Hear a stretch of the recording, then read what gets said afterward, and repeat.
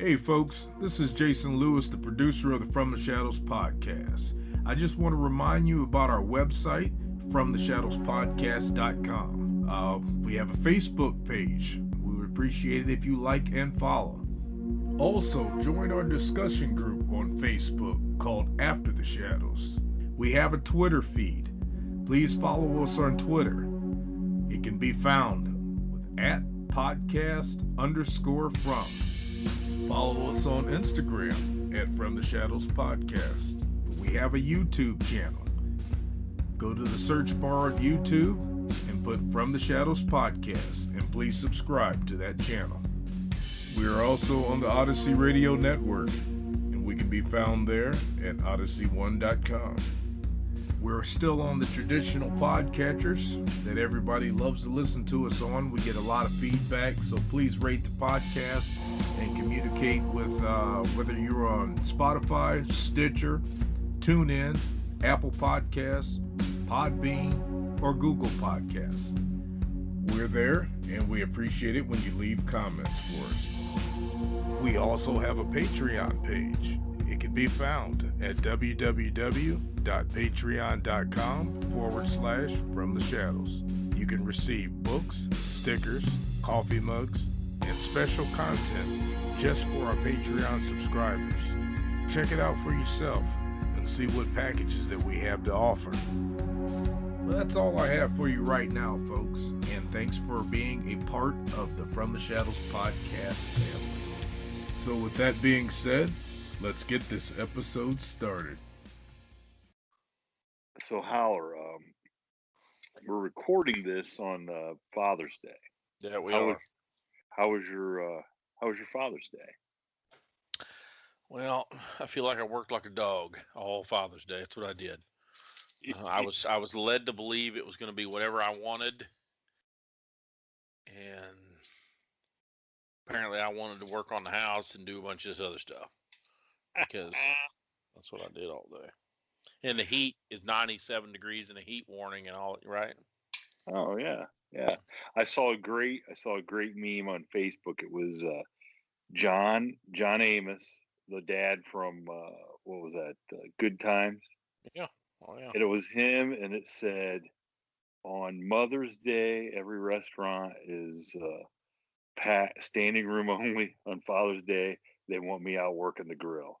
Yeah, that's right. That's exactly right. I worked the grill tonight. Everybody came over to celebrate Father's Day.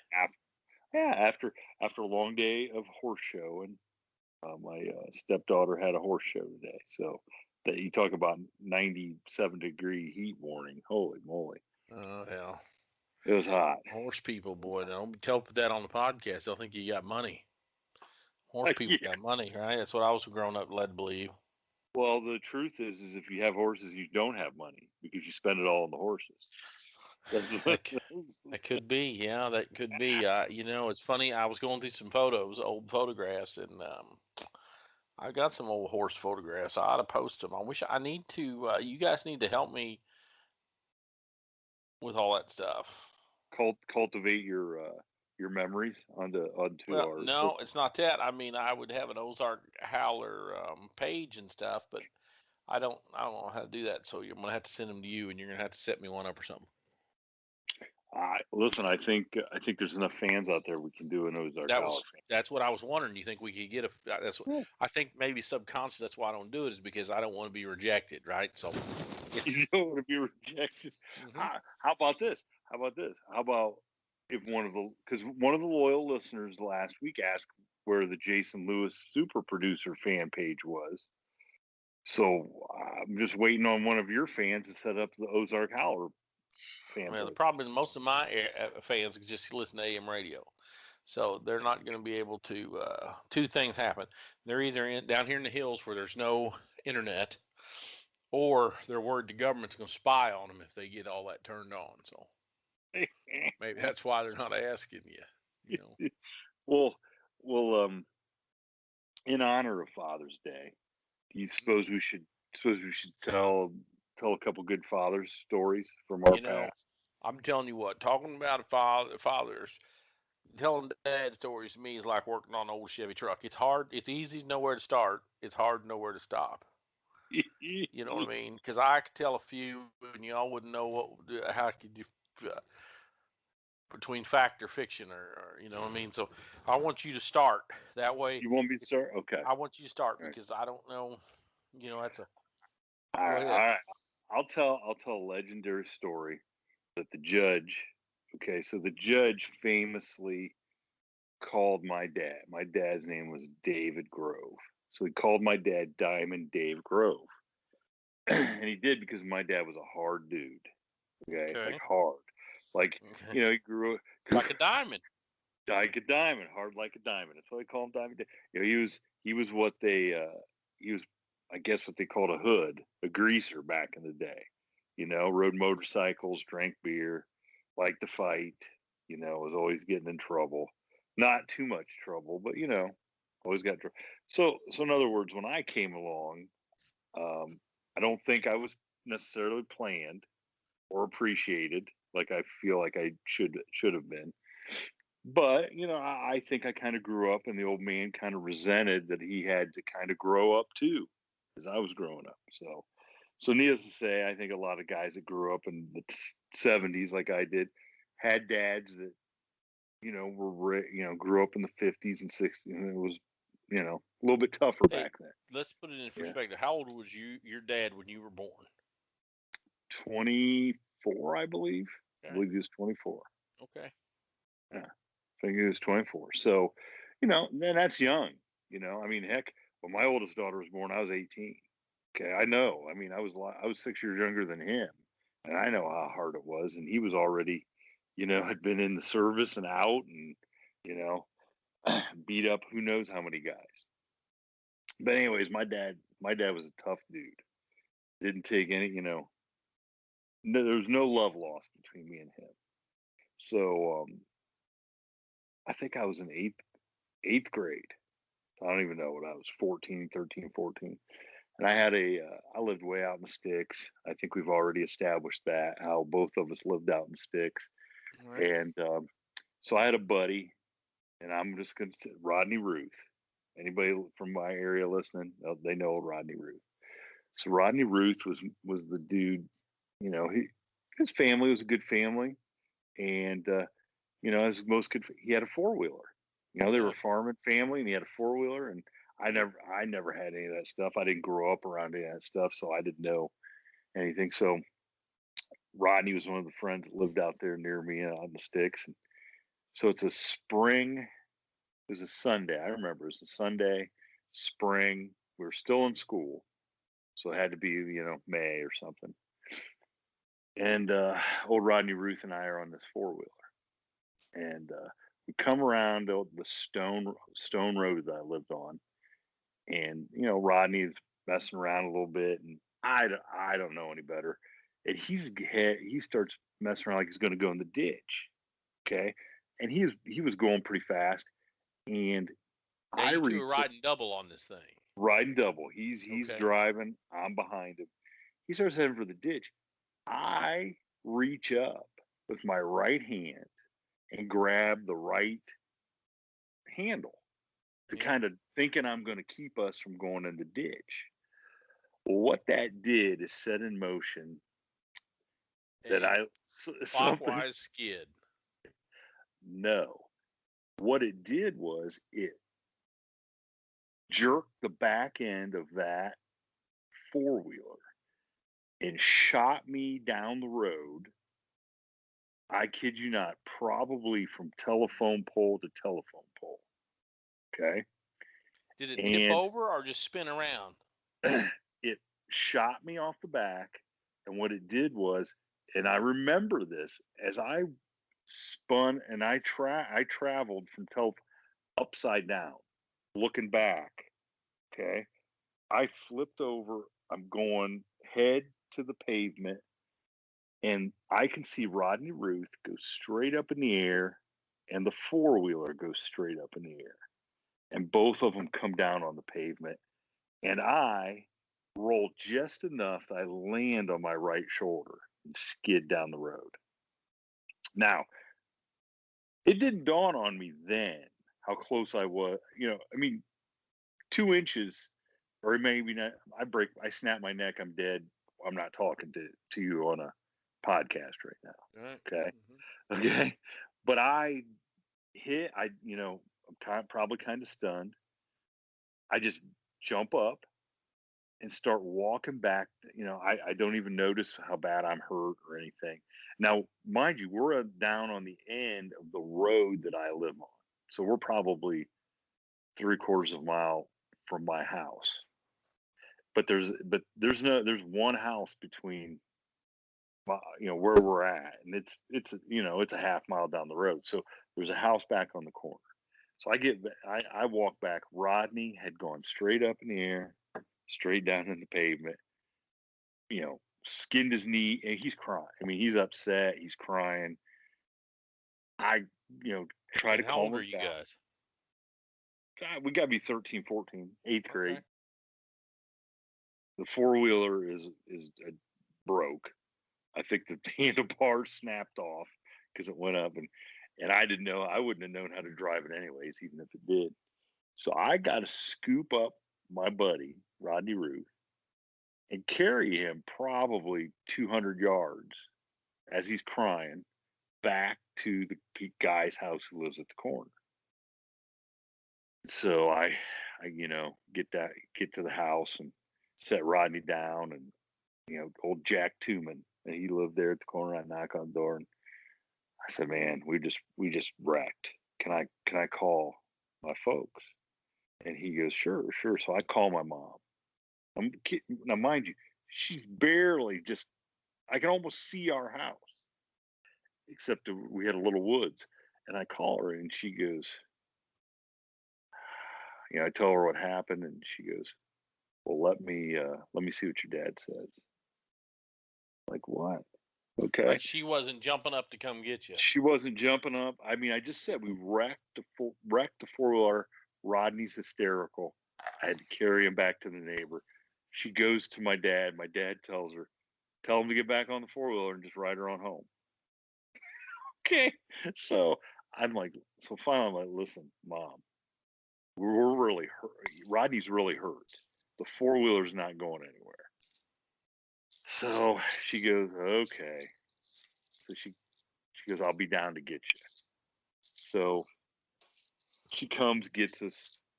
Rodney's still in the back crying. We drive over to his house. He goes in. I don't even remember if we talked to his mom and dad or whatever, but we took him into the house, and we go back home. My mom doesn't say anything. Didn't say anything. Whole ride home. It's probably 3 or 4 miles. So we get home. I go inside, and that's when I kind of look, and my shirt was almost ripped off of me, and my right shoulder was just bleeding, tore up, because that's where I hit and skidded. And my mom comes in the house, and she goes, "Your dad wants you to go out." My dad was out pruning trees or something. He goes, "Your dad wants you to see out by the trees. Go out and see him."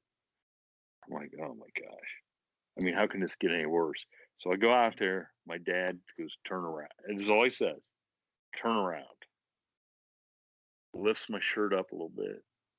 He goes, "Go get the alcohol and meet me on the front porch." And I'm like, Rubbing okay. alcohol. It ain't rubbing alcohol. It's the alcohol that you poured in cuts that burned and Isn't that rubbing alcohol? I don't think it's rubbing alcohol. I mean, maybe it's hydrogen peroxide alcohol. That's not rubbing alcohol. Well, hydrogen peroxide is different than rubbing alcohol. When you keep saying alcohol, I was thinking Everclear. Like you're gonna take a big swig and then dump it on you. No. It's like hydrogen peroxide alcohol stuff. Okay, whatever. I mean, he just said get. So I get on the front porch, and he goes, "Take your shirt off." I take my shirt, and he just dumps that right onto this big wound on my back. Sure. Okay. And I'm not. This ain't my first rodeo. I don't make a peep. It Because you know hurts. better. Oh, I know better. Okay. It'd have Because been what like, happens if you make a peep? well, remember a couple episodes back when Bruce said that, give me my knife back? Yeah. Ah, okay. I'm going to give you a reason to cry, yeah, right?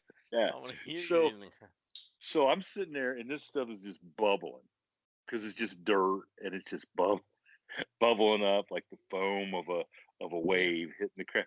And he looks at me and he says, "You're lucky there's a breeze." And that's all he said to me. Not like, "Hey, I'm glad you're okay, man. Tell me what happened." Doesn't even care. You're just lucky there's a breeze. Now get in the house. Hey, when did he pass away? He passed away in 1997 on Valentine's Day night. Went to bed and had a heart attack. He was 49 years old. Diamond Dave. Are you kidding me? Nope. No. But get this. So I go to school the next day. They put like my mom puts a gauze pad, okay, on my shoulder. Sends me to school. Rodney doesn't go to school. His sister gets on the bus, said, "Man, okay." Now keep in mind, yeah, they took him to the emergency room. He got treated. He's home for the week. He's off of school because he's so hurt. Remember, all he did is just go up in the air and come back down. I skidded down the road. So I get in. We get into school. My buddies are hearing about what happened, and the ironic thing is that my one buddy Matt Johnson, whose dad was my doctor. Okay, his dad was the well-known doctor in town, and my doctor, and he goes and tells our head principal, who, Mr. John Short, who I say his name in all reverence and respect, God rest his soul, is he was another. Too? He's dead, man. He was a hard Man, dude. I don't even know if I should be talking to you, dude. Yeah, I'm seeing a pattern here. You a Clinton? Well, John Short. No, John Short lived. Believe me. John Short, an old guy. He was an old guy, yeah. Okay. But he was the head teacher, principal, and so Matt Johnson goes, "Hey, go slap Grove on the shoulder. Ask him how his day's going." So he walks in. He smacks me on the shoulder, and his hand sticks through the gauze because my wound is seeping through this gauze, through the shirt.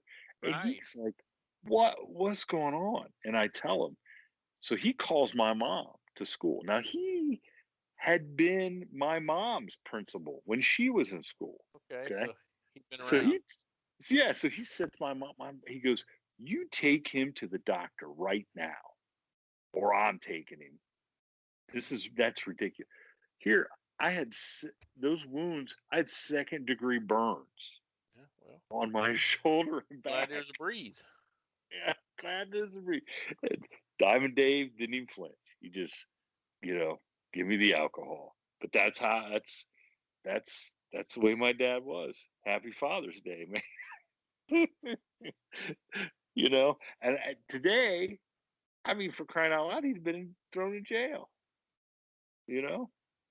So, when I think of Father's Day, that's kind of what I think. And then, I got a couple girls that, couple of my daughters mad at me for telling them their boyfriends can't spend the night. They don't know they don't know anything about being hard.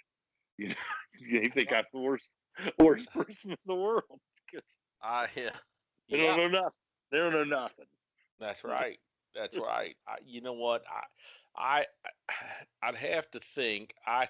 Because my stories, and I'm not just doing this because my old man's still alive, but I don't even remember. Maybe I know. I only remember one time for sure that he ever hit me, and I'm trying to remember a second time. But there's got to be something. Now my mom smacked the shit out of us, but what? I mean, with spatulas, with belts, with whatever she had in her hand. You know what I mean? My mom would, wooden spoon. Yeah, just whatever. Yeah, I'm spatula. I'm wooden spoon. Hell, Yeah, that's nothing. That's a blunt object. Wait till they come after you with the freaking spatula, the old school metal ones. You know what I mean? Like Florence on the Jeffersons coming after you with a greasy ass spatula. Hot, just out of the skillet. That's the only time I remember my old man coming after us. Says I want to tell the story. They was getting the water line dug to the barn. We had water up at the house, but we didn't have it down at the barn, so they had this big trenching apparatus. And this is back in the late 70s, early 80s. So nowadays, everybody and their brother's got a bobcat with a backhoe or You remember, but back then they didn't have those things, right? So it was a real. You know what the trenching apparatus was when we had to dig a I water was line? going to say a spade, but I didn't want somebody to take that the wrong way. Huh? Me and a shovel. Yeah, I was just thinking of a spade, as a matter of fact. Yeah, a sharpshooter, they'd call it. So anyway, they had this big trench dug, and they had this brand new water line in there. And for some reason, me and my brother had a hacksaw, and they took a break for a little lunch or drink a beer or something. And I was down there with my brother in a hacksaw, and one of the two of us cut into this brand spanking new line. Oh boy. So there was just an absolute, my old man flew into an absolute blinding rage, right? And picked up a Buggy Whip. Now, I don't know if you got any Amish listen to this podcast. Probably not, but I know what a Buggy Whip. Maybe there's some liberal Amish or Mennonites out there. But an honest to God, black, the first 6 foot's like a fiberglass rod. Covered in leather, and you know what a Buggy Whip is. I know what a Buggy Whip is. And he came after me and my brother with this Buggy Whip, and we took off running. And I remember he was saying something about don't run or something like that. And I've talked about it, we had the best fence on the property was this fancy 4-board fence around the yard. You know what I mean?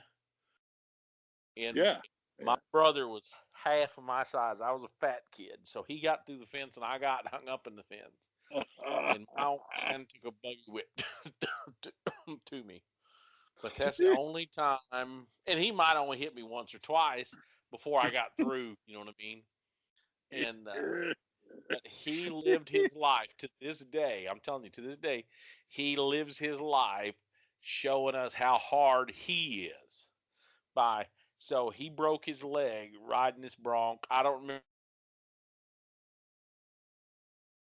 what kind of a I don't even know any famous cowboys that anybody would know. But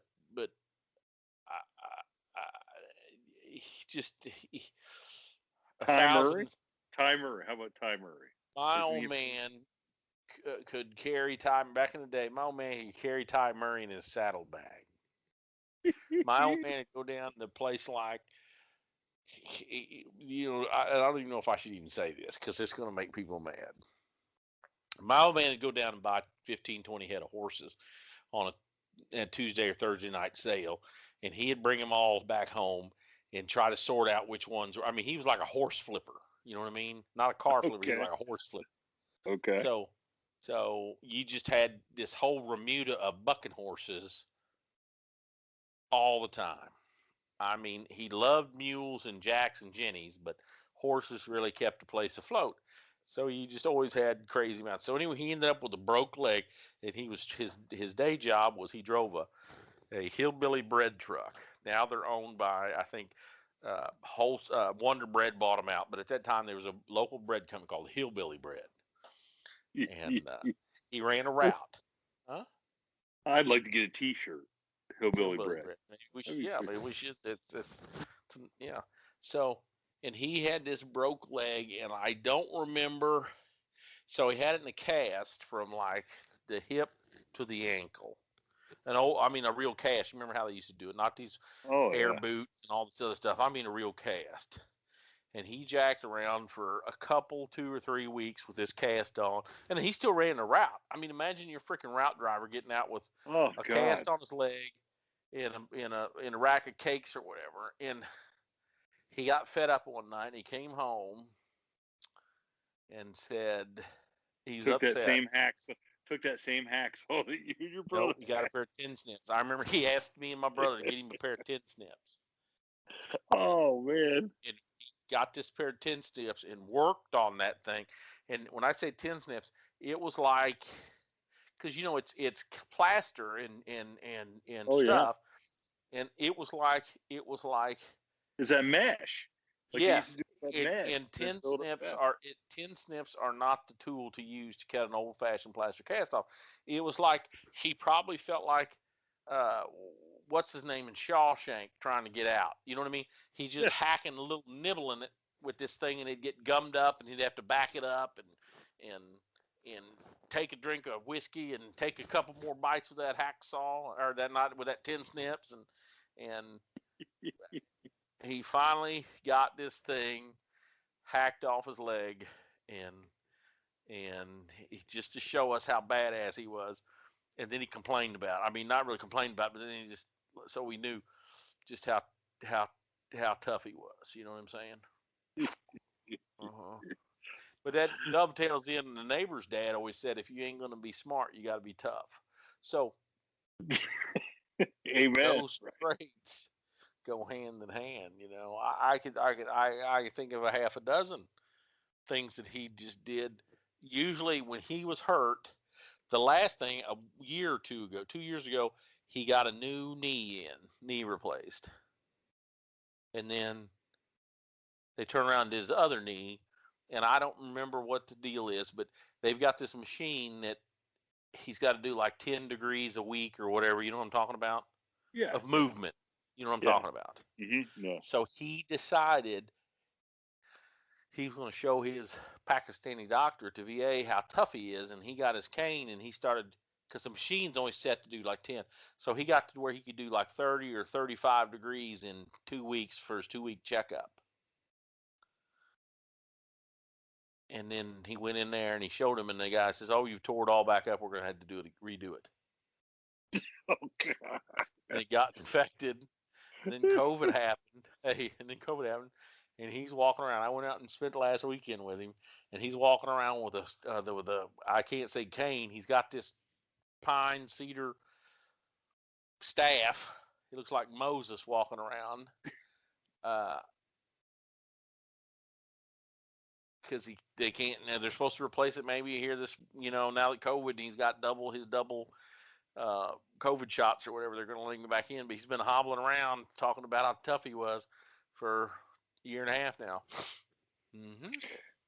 Well, I gotta say here and that is it's probably a good thing that Diamond Dave Grove, went to meet his maker so young, because if he was still alive, Lord knows what he'd be doing. He'd probably still be trying to get me in a headlock and smack me around, Well, I tell you what, I wish I could get him in. Maybe I'll ask him, get him on podcast. He cut a tree limb down. He was cutting a tree and had a broken limb, and it fell and landed on his head.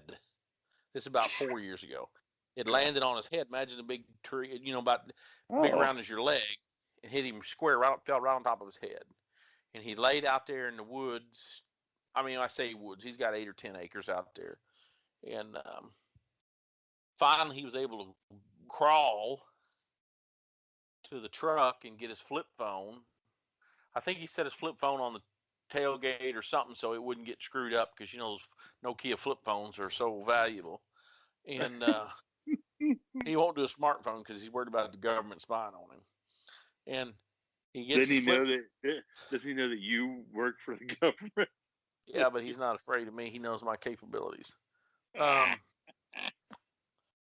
right, shortcomings, one or the other. So he got the phone out and he's able to call my stepmom in the house and my half brothers and get them to come out and rescue him. So they called 911 and the local fire department shows up and they put him in a ambulance and take him down to Cincinnati to the hospital, and he tells the story 50 times better than me, because he's telling me, he told him every liquor store they passed from where they were at to Cincinnati to tell them to stop. You stop and get him a pint or something, because the ride, he said the ambulance was just a rough ride, and he said he'd just soon ride in his pickup truck down there.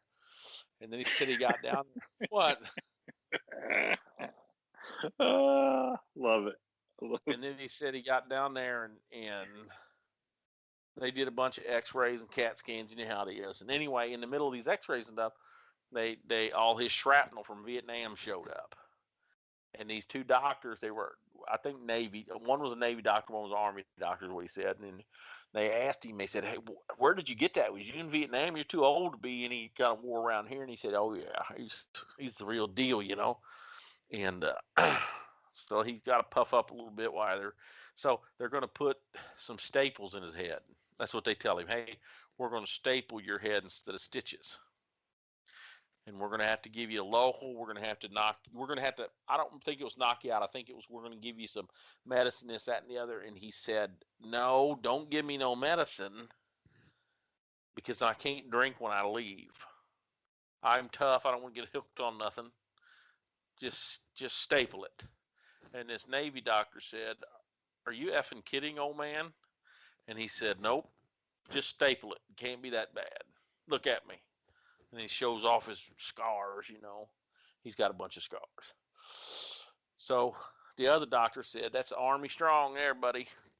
So he said they hit that first staple, you know, it's a stapler, you know, and Oh yeah.